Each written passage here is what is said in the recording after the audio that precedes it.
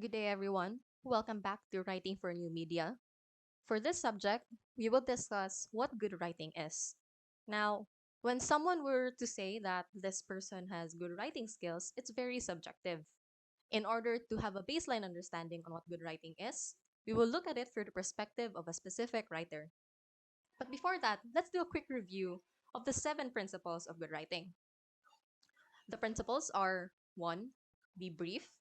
Second, be precise. Third, be active. Fourth, be imaginative. Fifth, be consistent. Sixth, be aware. Now, as a bonus, if you know the seventh principle of good writing, send me a message through Blackboard. Students who can send me a message before, let's say, January 7 will receive +5 in their activity. So there's also a way to test if you have been watching the lecture videos. So let's discuss George Orwell. Now, if you don't know who George Orwell is, he is an essayist and a philosopher. He's well known for his allegorical novella Animal Farm, made in 1945, as well as his dystopian novel 1984, made in 1949. He is the person where the term Orwellian is based on. When we say something is Orwellian, it denotes an attitude and a brutal policy of draconian control by propaganda, surveillance, disinformation, denial of truth or doublethink, and the manipulation of the past, including the quote unquote on person, or a person whose past existence is expunged from the public record and memory, practiced by modern repressive governments. His work, the 1984, made in 1949, also is responsible rather for the neologisms Big Brother, Thought Police, Room 101, and Newspeak. So these terms, they all denote the manipulation of information, the manipulation of memory, all in all implying full control of the people. Now, George Orwell also wrote a very relevant essay called Politics and the English Language, made in 1946. Now, this is the piece of writing that we will use as a basis for what good writing is.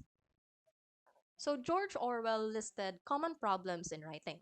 A few of those is the staleness of imagery and the lack of precision or concreteness.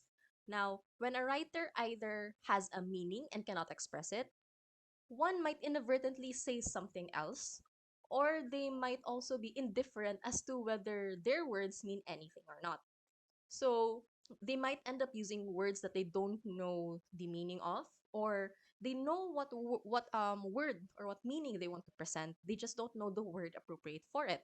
They might end up using terms to replace these, or terms that they don't know or they don't use commonly in order to fill in the blanks. When writing in prose, it usually consists less and less of words chosen for the sake of their meaning, and more for the phrases stacked together like a sections of a prefabricated henhouse. So that's just a fancy way of saying when it comes to writing prose or layman writing, recently it has become less for the meaning itself and more on looking like it has meaning. So the next common problem in writing is the usage of dying or dead metaphors. Dying or dead metaphors are metaphors that their original intention or meaning from the figure of speech reverted back to being an ordinary word because of its general loss of vividness and meaning. A few examples are ring the changes on, take up the cudgels for, toe the line, ride roughshod over, stand shoulder to shoulder with, play into the hands of, no axe to grind, and a lot more. Now, some might still consider these metaphors as fresh. They're still effective.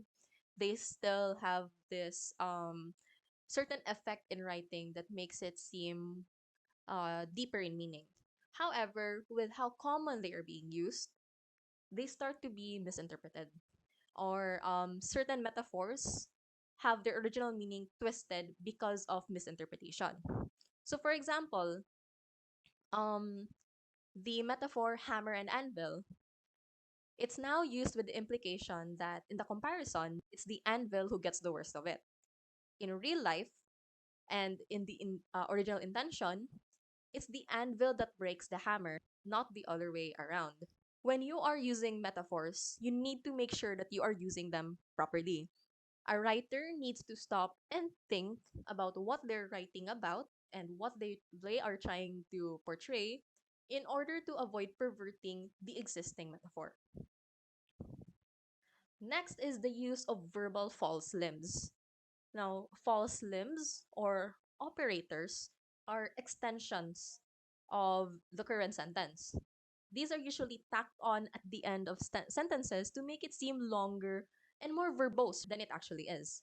The usage of verbal false limbs usually save the trouble for the writer of picking out appropriate verbs and nouns, and at the same time, it gives the writer a chance to pad each sentence with extra syllables, which can give it the appearance of symmetry. An issue there, however, is constantly adding more and more words and phrases that would end up desaturating the original meaning or intention of the sentence. Now, the keynote issue of using verbal false limbs is that it eliminates the usage of simple verbs. Now, if you would recall, one of the principles of good writing is be brief. Say what you have to say. Don't say anything more than needed because it becomes open to misinterpretation. Now, in addition, when it comes to the use of verbal false limbs, it usually implies that the person or the writer is using the passive voice. Simple conjugations and prepositions are replaced by such phrases as with respect to, having regard to, the fact that, by dint of, in view of, in interest of, on the hypothesis that, and so on and so forth. These are examples of verbal false limbs, and you need to be aware or conscious whenever you end up using these because it may imply that you're unnecessarily stretching a sentence out. So when you find yourself making these verbal false limbs, look back at your sentence, see if you can rephrase it, and be brief and concise. Right. Another common problem in writing is pretentious diction. Now, this is the usage of unnecessary longer or more complicated words. Words such as phenomenon, element, individual, objective, categorical, effective, virtual, promote, constitute, eliminate, liquidate. All of those words, while easy to understand, they are often used to dress up simple statements to give an air of scientific impartiality to biased judgments. Outside of nouns, you also have adjectives like epoch making, epic, historic, unforgettable, triumphant, age old, inevitable, exorable, veritable, and a lot of other adjectives that are used to dignify the sordid process of international politics. Foreign words and expressions also fall under the problem of pretentious diction, such as the term cul-de-sac, ancient regime, deus ex machina, mutatis mutandis, status quo, are used to give an air of culture and elegance. An exemption, however, for the usage of foreign words under pretentious diction are the useful abbreviations such as IE, EG, and ETC. There is no real need for any of the hundreds of foreign phrases now current in English. Bad writers, especially scientific, political, and sociological writers, are nearly always haunted by the notion that Latin or Greek are grander than Saxon ones, and unnecessary words like expedite, ameliorate, predict, extraneous, deracinated, clandestine, subaqueous, and a lot of other words are considered better. Make sure to avoid this problem in writing by going back to simple and easy to understand words. Rather than saying the words extraneous, clandestine, pick something easier to understand. Something, let's say you can, rather than saying something is ambiguous, you can just say that something is unclear. Yes, they mean the same thing, but the key or the goal of writing is to maximize the amount of people or the number of people who can understand it. So using simpler words has a greater reach. Next is the use of meaningless words. So for example, the word fascism has now no meaning except in so far as it signifies something not desirable. It's almost universally felt that when we call a country democratic, we are praising it. Consequently, the defenders of every kind of regime claim that it is a democracy and fear that they might have to stop using that word if it were tied down to one meaning. Statements like Marshal Pétain was a true patriot, the Soviet press is the freest in the world, the Catholic Church is opposed to persecution are almost always made with the intent to deceive. To review what this problem of use of meaningless words is, it's not insofar as using additional words, because if anything, that is connected to the use of verbal false limbs, the unnecessary addition to the sentences or phrases. When we say the use of meaningless words, it's when you use words in contrary to the actual meaning. You keep saying, one might say that this is a democratic activity, when in fact it's far from democracy. It's just there, the word democracy was just placed there because it has the inherent idea that it's good. So let's compare these two excerpts. On the left is the original text in Ecclesiastes in the Bible. I returned and saw under the sun that the race is not to the swift, nor the battle to the strong, neither yet bread to the wise, nor yet riches to men of understanding, nor yet favor to men of skill, but time and chance happeneth to them all. There is a modern English reinterpretation, and if you would compare, or rather, first let's read. Objective consideration of contemporary phenomena compels the conclusion that success or failure in competitive activities exhibits no tendency to be commensurate with innate capacity, but that a considerable element of the unpredictable must invariably be taken into account. The beginning and the ending follow the original meaning fairly closely. However, it's in the middle parts of both texts that differ in terms of its concrete illustrations. The text from Ecclesiastes use concrete illustrations or concrete examples. The term race, battle, bread, these are things that we can concretely identify. When it comes to modern English, it dissolved into vague phrase, success or failure in competitive activities. From Ecclesiastes, we know that the metaphors, the figure of speech used when we say race to the swift, battle to the strong, we know that it implies a winner of the certain context.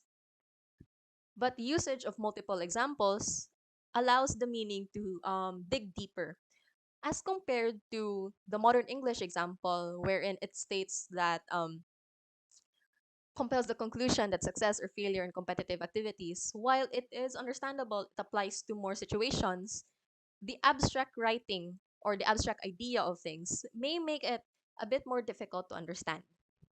The whole tendency of modern prose is that it is slowly shifting away from concreteness. Rather than saying I think, which is a very concrete way of saying that you have a certain idea or thought, it becomes elongated into, in my opinion, it is not an unjustifiable assumption that, and dot, dot, dot. When writing, always make sure to be concrete. The concept of writing in abstract may become open for misinterpretation because some people understand abstract concepts differently. It's not to say that you should always avoid abstract concepts. It's just that you should make sure that when you are using it, may use it in a way that makes sense. Use it in a way that is balanced. Do not fill your text um, fully with abstract concepts. At the same time, do not fill in concrete examples in your entire text. Make sure to balance concrete and abstract as both of them do coexist. When writing, you must ask yourself four questions. One is, what am I trying to say? What is your goal? What is your intention when you are writing? Next is, what words will express it? How will you reach your goal? What type of writing, what type of tone are you going to utilize to properly express your goal? Next is, what image or idiom will make it clearer? Now, one of the problems in writing is the use of dead metaphors. And this is a question that checks if you're using dead metaphors. The usage of image or idioms gives life to your writing and makes it more appealing to read. So you should also take note, or you should also consider um, different figures of speech to make your writing more attractive. Lastly, is this image fresh enough to have an effect? This talks about the relevance or the timeliness of your text. When writing something, when writing something in general, is it something that people care about? Is it something that intrigues people? You cannot expect people to still be talking about a fad back in 2007 unless your text is purely about fads in 2007. When you try to discuss a certain sociological issue, is it something that a lot of people can relate to? When we talk about, if you want to discuss famine in, let's say, Southeast Asia, are you going to refer to a more modern issue, or are you going to refer to something historical? So make sure that you have timeliness and relevance when writing. Here are several points of writing advice. One is to never use a metaphor, simile, or other figures of speech that are used to seeing in print. Chances are people have misinterpreted it or have devalued its status as a figure of speech. Next is never use passive voice where you can use an active voice. Next is never use a long word where where a short one will do. If it's possible to cut a word out, always cut it out. Never use foreign phrase, a scientific word, or a jargon word if you can think of an everyday equivalent.